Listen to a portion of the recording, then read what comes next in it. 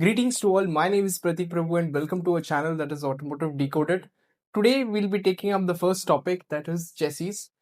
We'll be talking about two types of chassis, first one being conventional and the second one being frameless.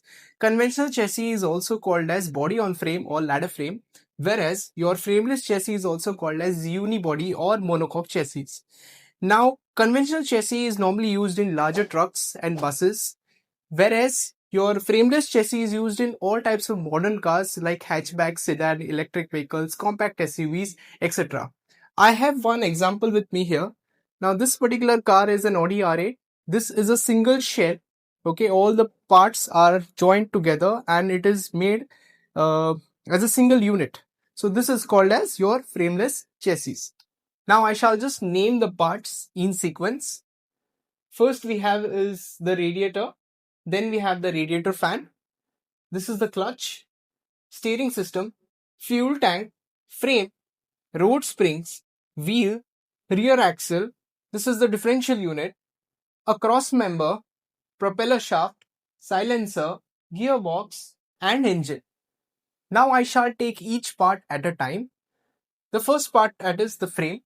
Now this particular frame is made up of two long members and several cross members on which all these assemblies and sub-assemblies of the vehicle are being mounted. Second one is the engine, which is the powerhouse which runs on either petrol, diesel, CNG, etc. Third one is the clutch. Now the clutch is used to engage or disengage the engine from the gearbox so that we can change the gears easily. Fourth one being the gearbox. Now the gearbox helps to choose different gears which allow us to get different speeds and torque depending upon the load conditions and driving conditions. The next part that we're going to talk about is front axle. It is fitted in the front of the vehicle and it has suspension assemblies, steering system, braking system, etc. mounted on it. Next, we have the steering system.